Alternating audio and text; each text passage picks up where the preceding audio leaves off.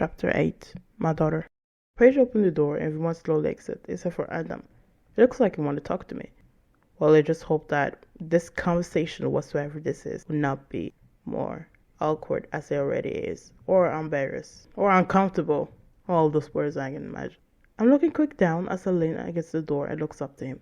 If it is anything you want to talk about, don't forget I'm here, he said while giving me a hug. It was not a tight hug.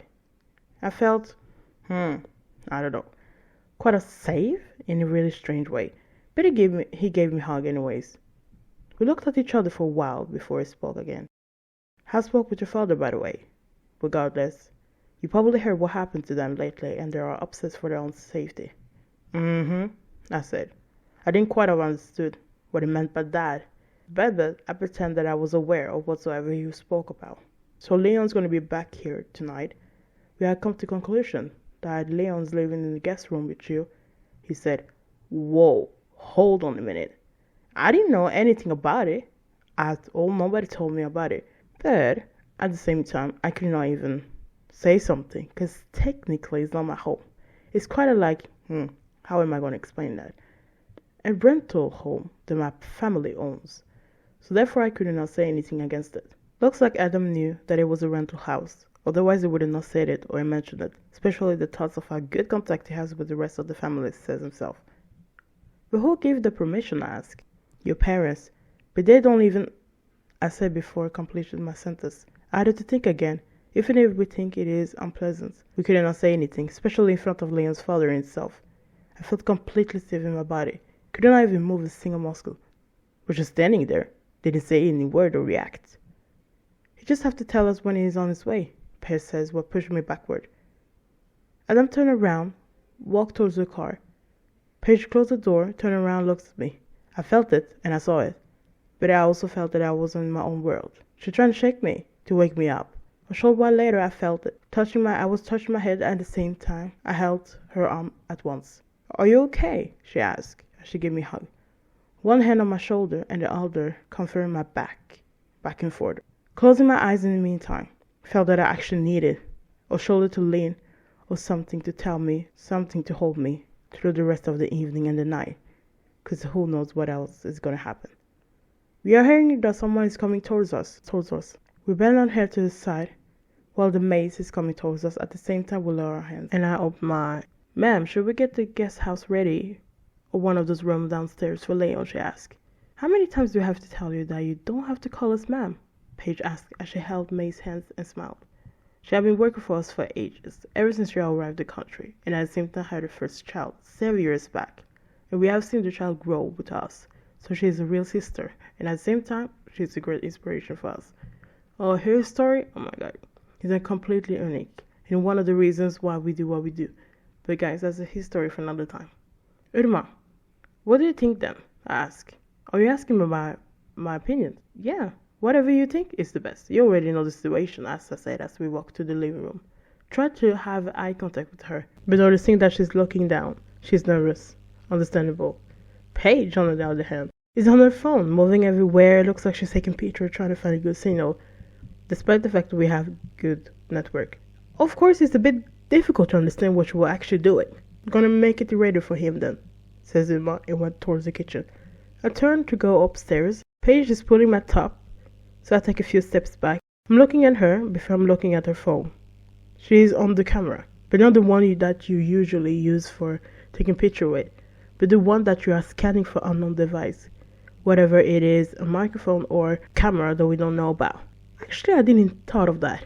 I have too much to deal with, of course, and I'm also really tired, have pain all over my body, especially when I was injured.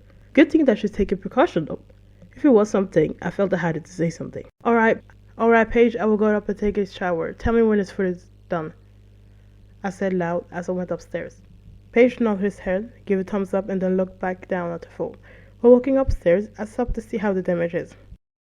Open up the zip of the hooder, lift up both the sweat and the top, take off the bandage. It doesn't look bad, it had been stitching up, but it's the blood around the wound from earlier.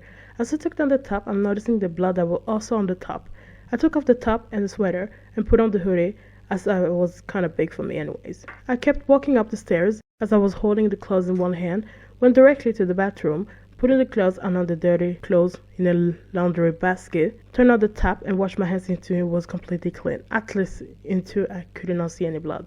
Turned off the water and took the washed clothes lying next to the mirror and squeezed my arm. My hands, actually. Went out of the bathroom, turned off the light and closed the door. All of a sudden, I can hear my daughter rushing out of the room, completely confused, and keep calling my name repeatedly. I'm starting to get scared, because the last time something like that happened was when we found out about her father. It had been completely traumatized incident that we went through 7 years after her death. Of course, I'm getting scared again when something like that happens. Again, almost like it's repeating itself. Yes, I'm here, I said as I ran towards her. She touching her chest and breathed rapidly, almost like she's having a panic attack.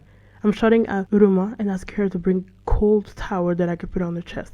Open up the bedroom door, make her lie down on the bed while I'm trying to calm her down.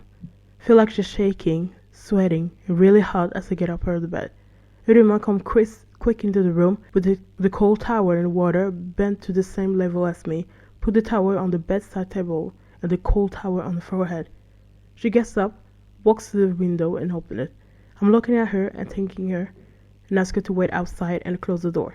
I'm looking at my daughter as I'm touching her hair with one hand and the other holding her arm. I'm terrified. I'm completely scared. Almost like as if my heart is about to burst out of the breast or something like that. I cannot even think straight. Like, all I'm thinking is how she is and how she's gonna feel and what happened. That's all that goes in my mind. All of a sudden, I'm not hearing anything. I'm standing up to look close to her, bent towards her face, my ear to her nose to be more precise. Was relieved. She breathed calmly, opened her eyes slowly, and opened and closing her mouth slowly as if she's trying to tell something. Mom, she said slowly. I bent backward and then down so that she can see me without using a lot of energy. I'm here, darling, I said as I comforted her hair. She was about to say something, but I cut her off. Afterwards, okay? Don't spend your energy talking. Tell me later, I said. I stood up and opened up the door and looked at Umar. How is she doing? She asked. She's gonna get better, that's for sure. But is everyone busy or someone is free? Yeah. What were you thinking? Need someone to look after her. I can. Obviously, I know that, but I'm going to need you later. Okay. Alright, I'm sending someone up then, she said and went to the end of the hallway, called some house help, and came back to me. She said. Of course. Then I realized it was something private and it could not be spoken about while my daughter is around. The maid came up towards us, entered the room. I closed the door and we went through the end of the hallway. When do you think to tell her about your family? She asked. She actually has her rights. My daughter needs to know about it before the situation got really completely out of hands. But that's not only the reason, but also because she has to know who her family is and who she has to watch out for.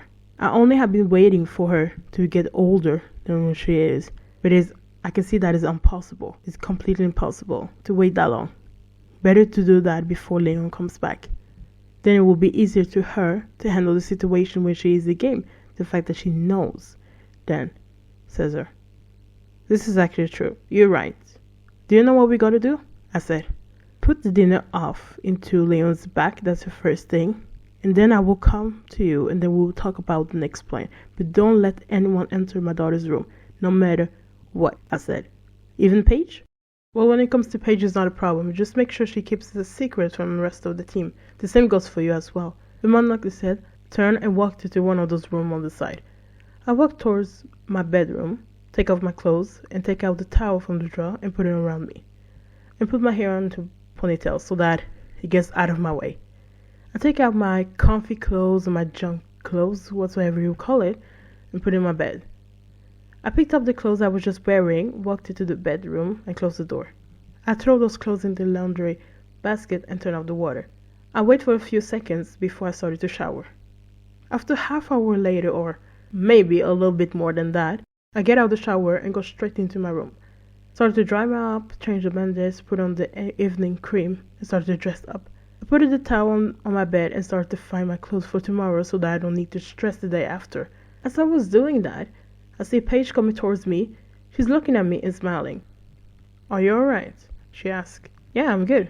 As we say, it's another day in the office, I said. We left for a few seconds. It's actually true. But bro, what about only living with us? I'm not happy about it. But in order to figure out about things or to find out about things, you gotta do what you gotta do. Alright. But has Emma told you where he's gonna sleep? Haven't asked. How? What do you mean by how? What do you ask? Got no response back. But felt that whatever she was about to say, I'm not gonna like it. So I closed the closet, pulled the clothes that I'm gonna wear over the cabins, and went towards her and asked her one more time. But don't get mad. How am I supposed to get mad if I don't know what you're about to say? Okay, the guest room next to you? She said and immediately hit her ear, like I'm going to be furious. Judging by Paige's reaction, it doesn't sound too promising. What do you think her answer is gonna be? Well, one way to find out is stay tuned for chapter 9.